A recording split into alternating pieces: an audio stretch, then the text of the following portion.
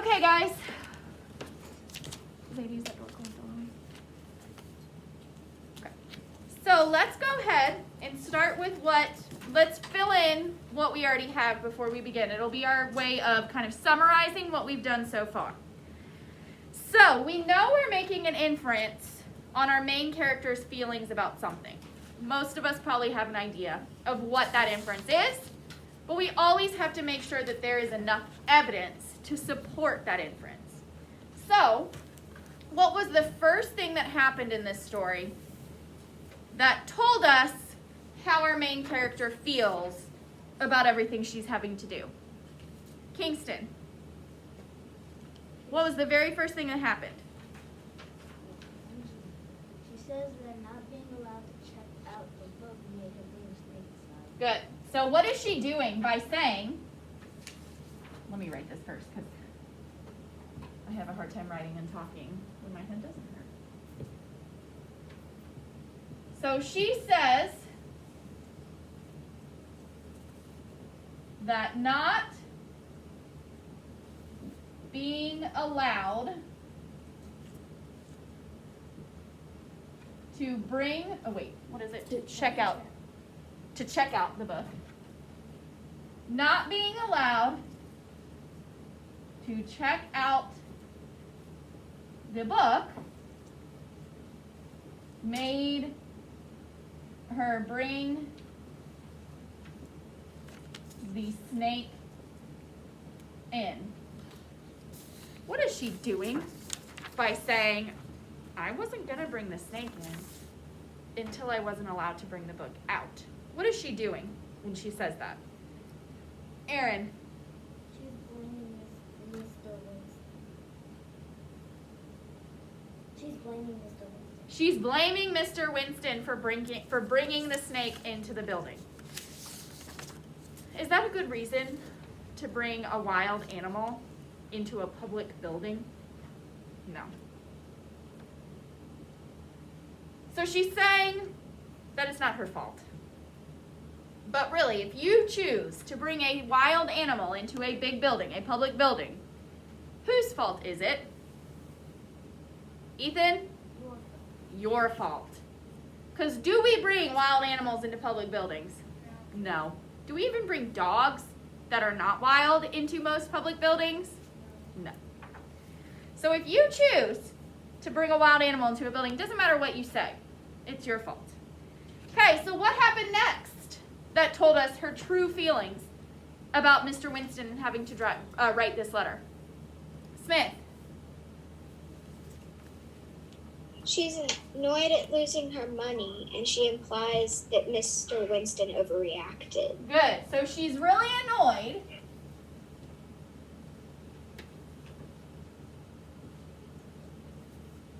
that she lost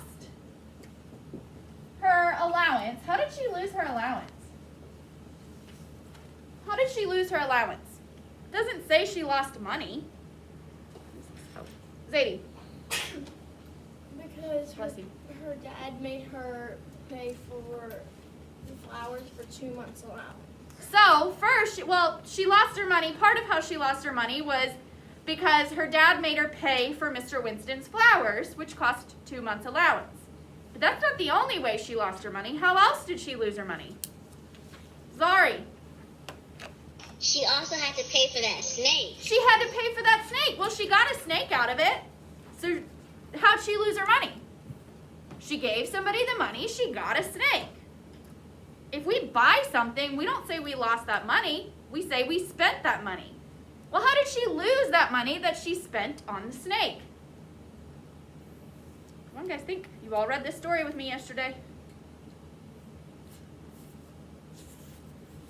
How did she lose that money that she paid for the snake? Usually we say we spent it. Smith?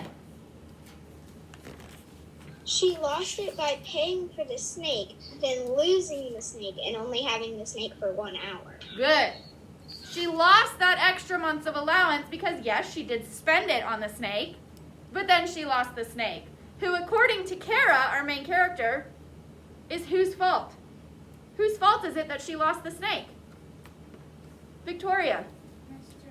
Mr. Winston's. Why is it Mr. Winston's fault that she lost the snake? We already know why she thinks it's his fault that she brought the snake in, but why does she say it's his fault that she lost the snake? Aaron? Because when we read the story yesterday, she said that the snake wouldn't have gotten lost if Mr. Winston hadn't picked it up and dropped it on the floor. So he picked it up. Well, he opened it first, then he saw it and he dropped it on the floor. So it's not her fault that she lost the snake. It's Mr. Winston's. He shouldn't have opened the box. If you work somewhere, like take me. You come in and you have this box. And I'm like, why do you have that box? And you won't tell me. What am I going to do? No matter what. I'm your teacher. I'm the boss of this place, like Mr. Winston is the boss at the library. And you have something and you won't tell me what's in it. What am I going to do, Carla? I'm going to open it to see what's inside. Because it could be something bad. Well, was it something bad? Yes. Especially for Mr. Winston. Why was it so bad for Mr. Winston? Like most of us would open a box with a snake and be like, oh. But Mr. Winston went to the hospital. Why was it so bad for Mr. Winston? Ethan?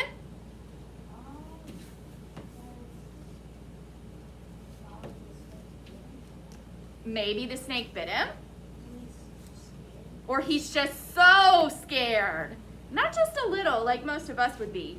But like, oh my gosh, this snake literally scared me so badly I had a heart attack. Which can happen.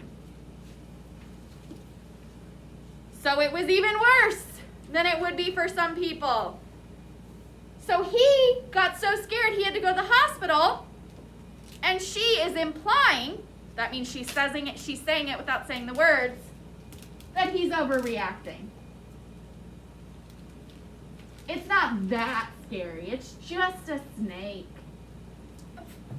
It's just a snake. It's harmless.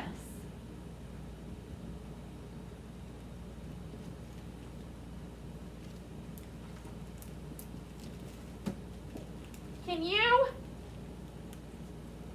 if you get so scared, you pass out. Is that you overreacting? No, because if you were overreacting, your body would not have a response that sends you to the hospital. You may act like you're having a response that's sending you to the hospital, but as soon as the ambulance gets there, they're going to be like, you're fine. Here's your bill. See ya. But they brought him to the hospital, so is he overreacting? No. This caused something really bad in his body. Let's keep reading. So that's where we were when we stopped yesterday. We're going to find out some more things that happened. Most of us probably already know what inference we're going to make about Kara's feelings about this whole thing, but let's keep reading to make sure. Zari, are you able to read right now?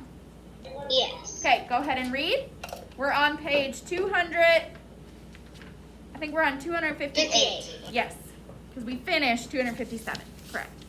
Go ahead. Remember, guys, you need to read loud because Mason's probably going to be watching this video later, so he needs to be able to hear. Oops. Go ahead. I want to know that I didn't plan to show you that snake. I mean, to scare you at all. Oops, Zari, make sure you're reading all the words. I didn't mean to scare you at all. I knew where the big green snake book was kept. I put the box on a table close to the book and I tried to find the right picture. I looked at a picture, then a snake, at another, then at the snake, at another picture, and then the snake. I did that 5 times and can tell you that, and I can tell you that the snake inside the library is not a python. Red snake, an anaconda, an asp, or a cobra. So those are vocabulary words. python, not rattlesnake, but python, anaconda, asp, cobra. And we know from our definitions, what are those? Nice snakes? Or are they dangerous snakes? Michaela, they're dangerous snakes. Why do you think this girl is only mentioning the fact that it is not one of these dangerous snakes? Why would she be doing that? Ethan? So she doesn't get in trouble. She's trying to say, she's listing all these poisonous snakes that her snake is not. So she's trying to say, it's not that bad. I didn't bring a poisonous snake into the library. At least it wasn't any of these poisonous snakes. But think about, is Mr. Winston going to care? If he's so scared of snakes that he ended up in the hospital, is he going to care that it's not one of these 1, 2, 3, 4, 5 dangerous snakes? No. In fact, hearing these snake names might make him feel a little worse. If he's so scared of snakes he can't look at a picture of a snake, well, he probably doesn't want to hear names of snakes. And here he is in the hospital reading a letter from a girl who sent him there naming more dangerous snakes. Okay. Zari, keep going. Anyway, I was surprised when you wanted to see what was inside the box because I didn't ask you for any help. And there were plenty of people in the library who did need help. She's like, I didn't ask for help. Why didn't you just leave me alone with my box? Well, if you were in charge somewhere and someone brought a box in and wouldn't tell you what's in it, aren't you going to be curious? Yes. Yes. So of course, he's going to be like, why'd you bring that box in the library? Do we usually bring big boxes to the library? Or really any boxes at all? No, not even this library we don't bring boxes. So definitely not the public library. So that would be weird. It's not like you're at, I don't know, where's a place you might bring a box? Can we even think of a place you might bring a box? I don't even know. Chuck E. Cheese. Why would you bring a box to Chuck E. Cheese? Oh, I guess like with like cupcakes or something in it? Present. For a birthday? Or a present. Yeah, okay, good. Michaela, where would we bring a box? The post office? I didn't even think of that. Ethan? A packaging place? Yes. Is a library like any of those places where we're going to bring a box to the library? Aaron? No, but if you wanted to bring a book to the library, it probably would fill with books, something that you wanted to do. That's true. But would you be, so Aaron said, well, yeah, maybe you'd bring a box with books to the library. That's true. But would you hide it? No. So even though, and does it happen often? No. And if you did, even if it was a box full of books and you brought it to the library, what's the librarian probably going to say to you when you walk in? Are they going to be like, oh, it's just a person with a box? That happens all the time. Colin? No. They're going to be like, a person with a box. Does it have books for us in it? I don't know. This doesn't happen very often. Okay. Keep going. Ethan, loud and slow so the camera can pick you up. Your voice up. Dad says that the fact that I said nothing instead of a snake is proof that I knew I was doing something wrong. When I brought that snake into the life, I am truly genuinely sorry, even though my friend Jake never promised me that the snake I bought from him is perfectly harmless. She just did something that she said she was not gonna do, like one page before. What did she just do that she said she was not gonna do because it was not this person's fault? Kingston. The person's name was who she bought it. She said the person's name was who she bought it. She told Mr. Winston who she bought it from. And if we look back one page, it says, Mom says I don't have to tell you who sold me that. Oh, wait. Mom says I don't have to tell who sold me that snake, so I won't tell you either because Dad says he is going to read this letter. Besides, I don't want you to be mad at anyone else when I am the one who brought that snake into the library yesterday. I am truly, genuinely sorry. And then we go one page over and she says, Dad says the fact that I said nothing instead of a snake is proof that I knew I was doing something wrong when I brought that snake into the library. I am truly, genuinely sorry. There's those words again.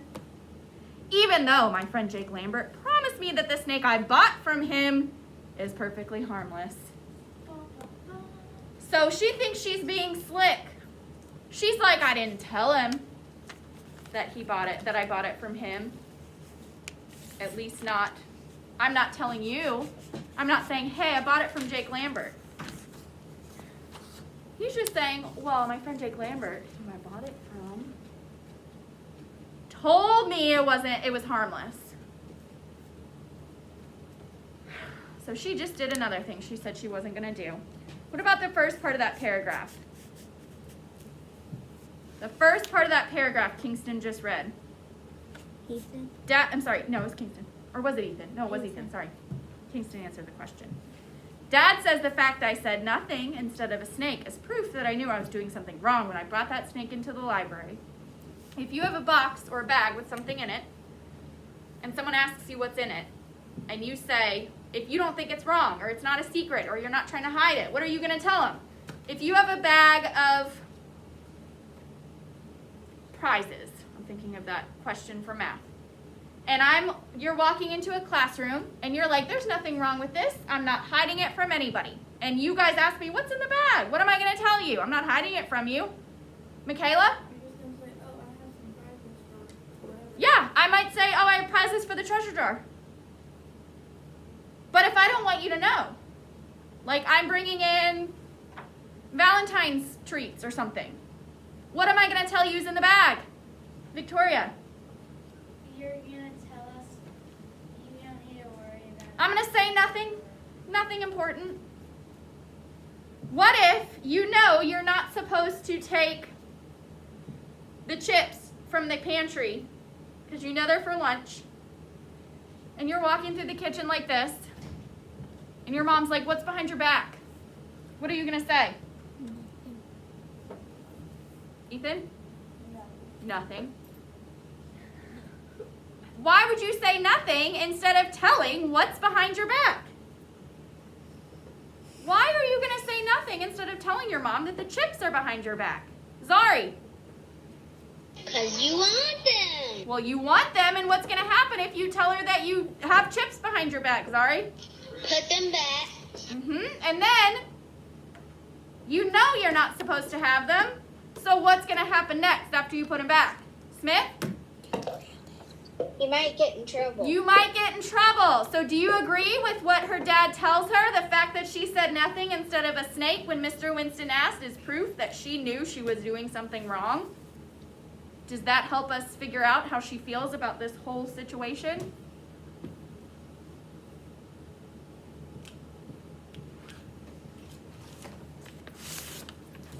She knows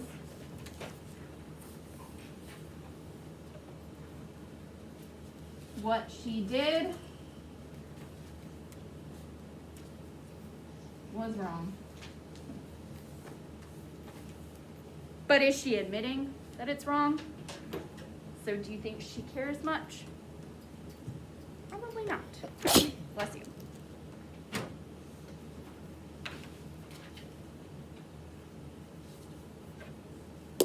So let's think about this girl and what she said about her parents so far. They told her if she doesn't write this letter, she doesn't get to watch TV, her favorite TV show. She says that, her dad says he's going to read this letter before she sends it. What does that tell you about her relationship with her parents? Kingston? They don't trust her. Do they think that she actually wants to apologize? Kingston? No. Remember, say it out loud because I can't see you. No. No. Do they think that if she was left alone to write this letter, she would actually apologize at all? Kingston? No. No. Do you think that they know her very well, or do you think they don't really know her? Michaela? They know her because she's probably done it. Very good. They know her well. They're checking up on this. They're making sure she's doing the right thing because she's probably done, maybe not this exact thing, but she's done things she shouldn't in the past. And it sounds like she doesn't really learn her lesson, and they know this. Let's keep reading. Michaela, go ahead and read next.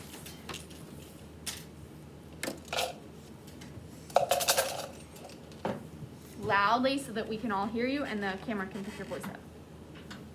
I did tell you that I didn't need any help, and I did have a snake look open in front of me. So I don't know why you Chunk it? insisted Insisted. on looking inside the box. If you are so afraid of snakes and everything, I don't know why you picked up this box before opening it. Opening the flap. A little louder. Opening the flap either. If you had left the box on the table and maybe even sat down next to it, Louder. then maybe the box would have been all right. When you screamed and fainted, you wouldn't have fallen so far either if you were sitting down.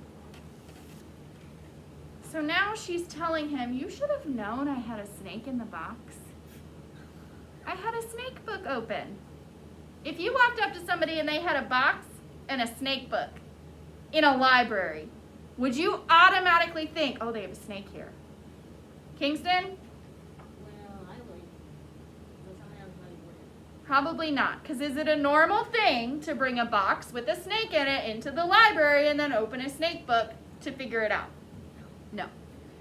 Is it a normal thing to find a wild animal and then be like, I wonder what that wild animal is, and bring it somewhere where you can look at pictures, look at the animal. Look at pictures, look at the animal. Look at pictures, look at the animal.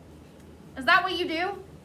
No, what do? You either take a picture of it, or you just look at it really closely, not up close, but you just look at it, and then you just remember it. You don't bring that wild animal into your house to look it up on the internet, or into a library to find a book about it. You just take a picture, or you just put it in your brain, and you try to do it that way. So, again, she's saying it's his fault. You should have known I had a snake in there. And also, you should have been sitting down when you opened it, because you should have known there was a snake in there and you'd get scared. But is that a reasonable thing to expect of somebody? Do you think she actually expects this of Mr. Winston? Do you think she actually thinks that he should have done this? Why is she saying this? She probably doesn't actually think he should have done this, but she's saying this. Why is she saying this stuff? She probably knows it's not reasonable. So why is she saying it? Zari? She's probably saying this because she just wants to get out of it. She just doesn't want to be in it. Exactly. She's still trying to get out of it. She knows it's wrong. She knows it's unreasonable to expect Mr. Winston to have known. But she's trying to make him think, I should have done that, shouldn't I have? So that maybe she can get out of trouble. Do you think it would actually work? No. Probably not. Because, again, her parents seem to know her well. So are they actually going to believe that she thinks that Mr. Winston should have already known that it was a snake in the box? Do you think they're going to know? They're going to think, oh yeah, she probably did legitimately believe that. Or do you think they know she's going to try to say and do anything to get out of this? Probably. What's that? Hey, Ethan, go ahead and read again. Loud and slow. Did you know that A little louder. you know that you broke out in a rash after you fainted? I thought a person had to touch something like poison ivy to get a rash. I didn't know it was possible to get a rash by just thinking about something, but my parents say it really can happen. I think maybe you did touch something. Maybe when you were lying on the floor, that snake slithered over to you and touched you. Did you know that snake skin feels dry, not wet and slimy at all? How do you think that is going to make Mr. Winston feel? Thinking about the fact that while he was unconscious, a snake may have come and touched him. How is that going to make him feel? Zadie? It's gonna make him feel really scared and like. It's going to make him feel really scared. And even though maybe the snake isn't anywhere near him at the hospital, he's still going to think, oh my gosh. Think about it. This happens to me with spiders. If I see a picture of a spider on the internet, I start feeling like I have spiders crawling on me. So imagine somebody who is as scared of snakes as Mr. Winston is, imagining a snake touching him. Is he going to get over that quickly? No, he's going to be thinking about that for a long time. Oh, do you think that that Kara takes Mr. Winston's rash seriously? No. How do you think she feels about the rash? The fact that Mr. Winston got a rash from the snake. How do you think she feels about it? Carla? A little bit upset. Do you think she feels upset? Michaela?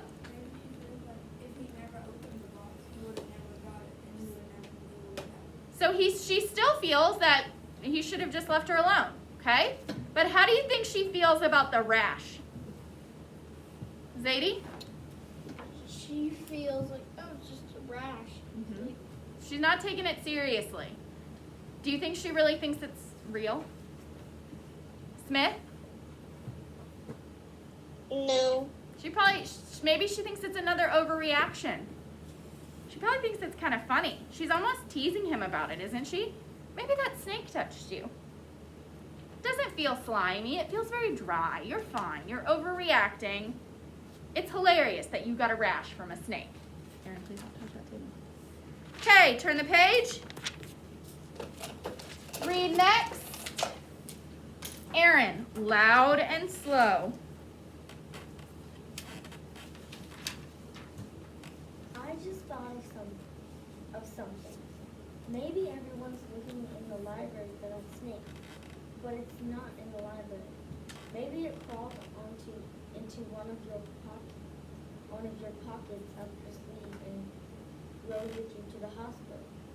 Wouldn't that be funny? Why don't you get one of the nurses to check? If it's not in your clothes, it might have crawled out and might be hiding inside the hospital somewhere. I think people should be looking for it there too. Now what has she done? What has she done now? Zari. She's just like, no, if it's not in the library and they don't find it there. She's like just teasing him, and she's like, hey, maybe went up your sleeve and down, all in your pants and everything. But then she's like, maybe you should get a nurse to check. Mm-hmm. So now she's saying the snake might be at the at the hospital with you.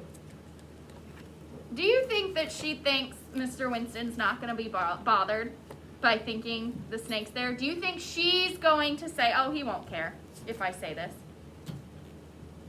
Or do you think she knows that she's making him feel worse? Michaela? Why do you think that? Michaela thinks that she knows that she's making him feel worse. Why do you think that? Because she keeps teasing him always like, She keeps teasing him. She keeps saying things like, I bet that snake is there. I bet that snake touched you. She is not taking this seriously at all. Leave your book, let's see, I forgot to talk about a paragraph back here because it's our final. Well, no, I'm sorry, because we can use that. So, like Michaela and Zari just said, what is she now at the point of doing? At this point, now she's just doing what? Cullen? Teasing. She's teasing him. She's teasing him. Or Mr. Winston. We'll say she's teasing Mr. Winston.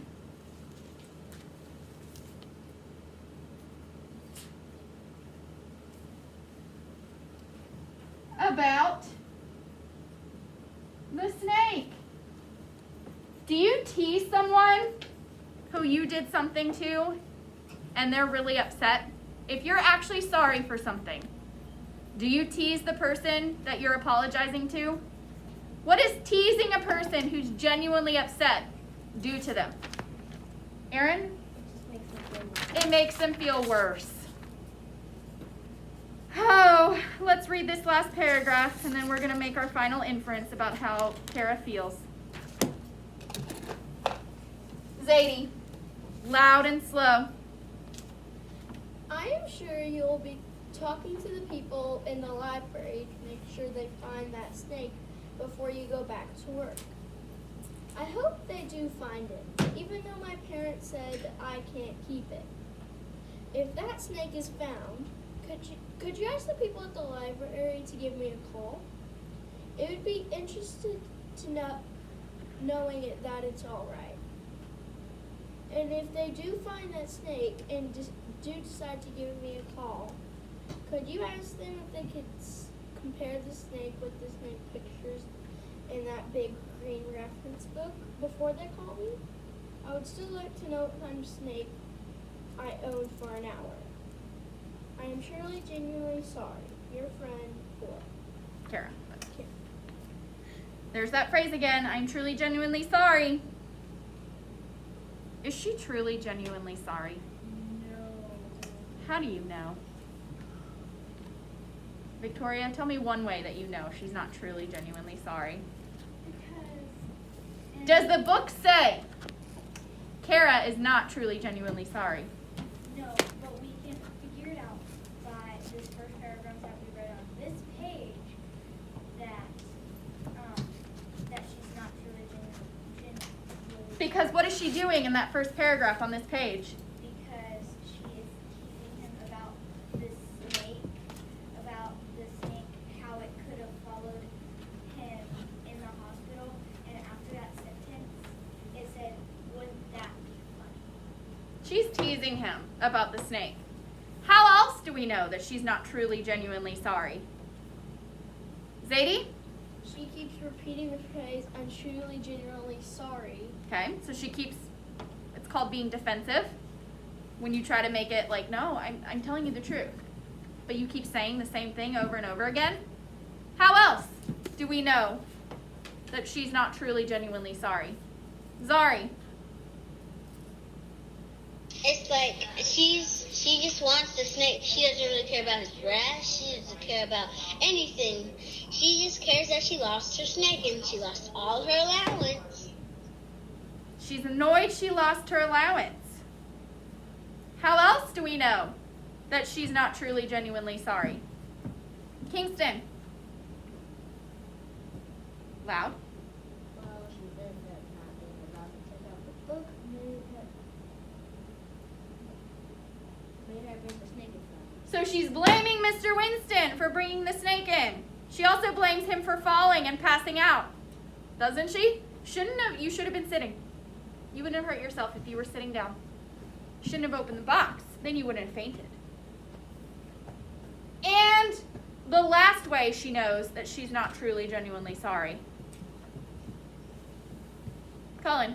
She wouldn't be saying all this stuff if she wasn't sorry. So she wouldn't be saying all these things. All of these things she says. Teasing Mr. Winston. Telling him she's annoyed she lost her allowance. Telling him it was his fault for everything that happened. And what else?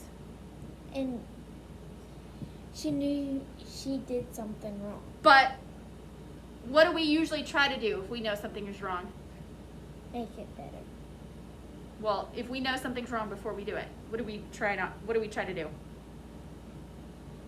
If we know something is wrong before we do it, what do we try to do? If we're like, I know this is wrong, what do we do? Smith? We try to stop ourselves. We before stop we do ourselves. it. Did she? No. No. So, based on everything we read about in this story, what inference can we make about how Kara feels? Carla. She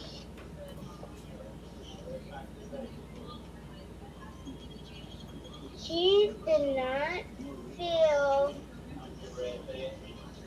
sorry for what she did. Is not truly, genuinely sorry. Everything she has done just tells us she is not truly, genuinely sorry. What do you think is going to happen when her dad reads this letter? Aaron? Is she going to be able to watch her show? No. Is she going to be able to give this letter to Mr. Winston? No. What's she going to have to do instead of watching her show or bringing this letter to Mr. Winston? Sorry.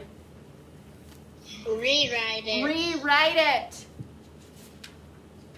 How many times do you think it's going to take her to write this letter until her dad accepts it? It's like, okay, this you can give to Mr. Winston. Ethan? 10. Maybe 10. Do you think there's a chance that she'll never write a letter that is acceptable to give to Mr. Winston? Because if you're not truly, genuinely sorry, it's really hard to come up with something that makes it look like you're truly, genuinely sorry. Yes, Zadie. But in this picture, it looks like she finally did give it to him because he does have papers and everything in. Maybe.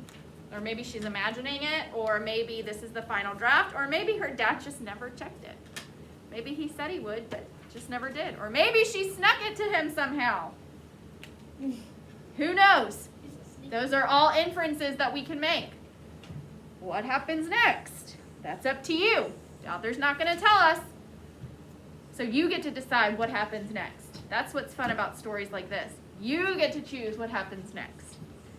So we're basically writing the end of the story. In your head, yes. You can write the end of any story in your head. That's what's nice about books. You can make up the ending that you want. Sometimes you read a book and you're like, oh, that's not the ending I wanted. Well, guess what you can go back and do? You can say what happens next to eventually get the ending that you want. Yes, Kingston. I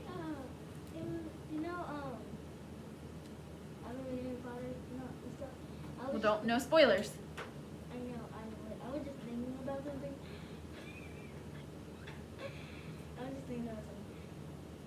It was, the book series would just be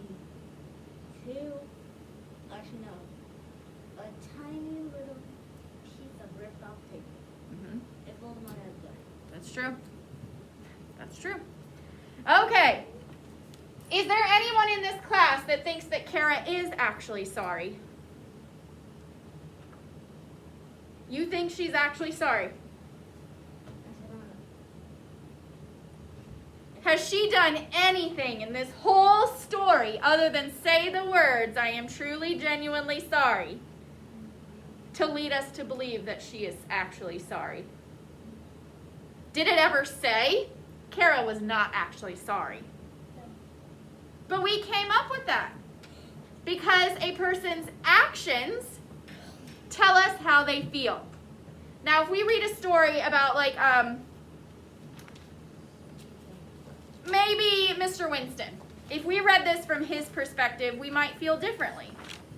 But do we really know Mr. Winston's? Can we make inferences about Mr. Winston's feelings that aren't said in the book? really. We don't know enough about him. We know he's scared of snakes, but did we make an inference about that? We know he's scared of snakes. Did we make that inference?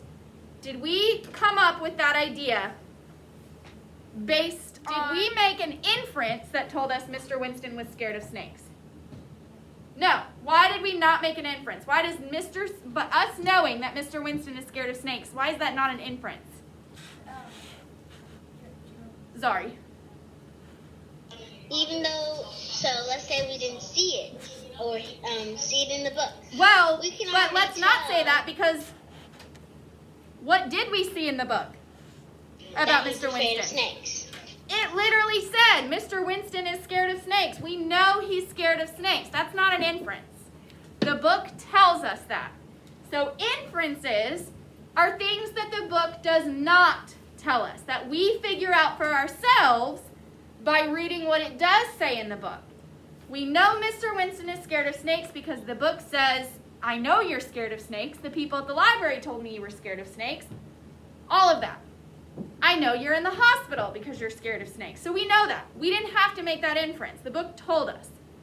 The book never told us that Kara is not truly, genuinely sorry. In fact, the book told us she was truly, genuinely sorry. How many times did we see the phrase, I am truly, genuinely sorry? You don't have to actually count them. You can estimate. Aaron. Like 20,000. Like 20,000 times. So if we didn't make an inference, we would think, oh, she is sorry. But we are able to make inferences. We can read between the lines. We can read what a character is not saying by looking at their actions and the things that they do say. If we just read the book literally for what it said, we would be like, okay, Kara's truly, genuinely sorry. But when we actually look at her actions and what she does say, is she truly, genuinely sorry? Not even a little bit. Not even a little bit. Okay, let's read about the author and the illustrator. Cullen, read to us about the author. Loud and slow.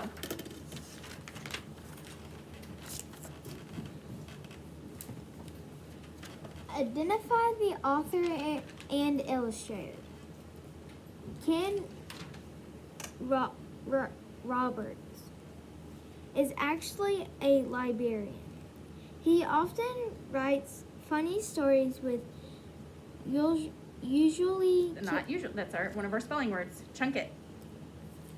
So find each syllable, read each syllable separately. That was one of our spelling words.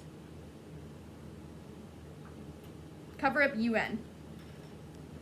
What is that word?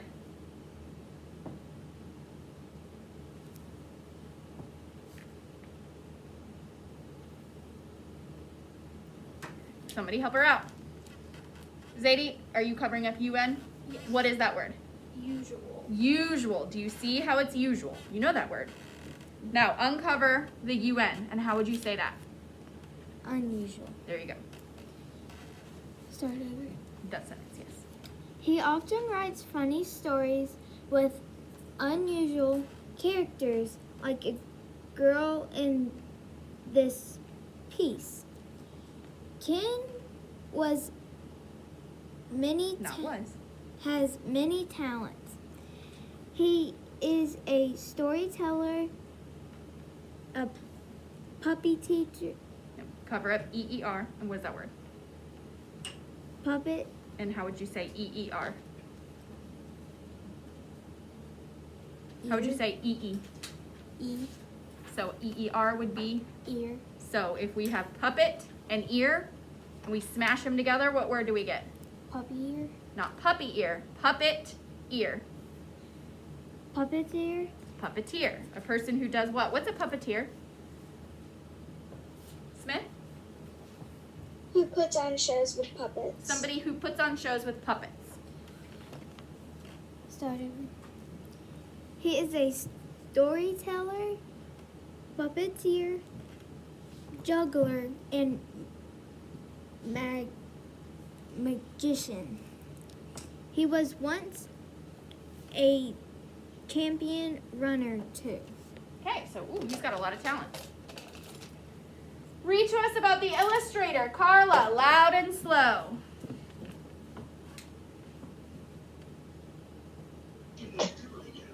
Nicole E. Brown.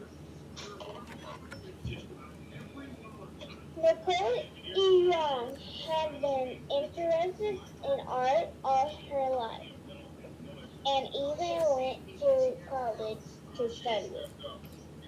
She had been very fortunate to have turned her passion and training into her Career. into illustrator. There you go. Nicole's artwork had appeared in several books, including Jane World Candy Shop and Bruce's magazines. Nicole lives in Muchings, Massachusetts. Massachusetts, with her husband Dan and their dog Stable. Sable, no T. Good. Who liked this story? I liked it too. I like funny stories. Okay, very good. Let's see. So we are done with that. Go ahead and put your guided practice in the reading side of your reading and religion folder. Let's see. We have about 4 minutes before it's time to pack up. So that means you have 4 minutes to get ready to pack up.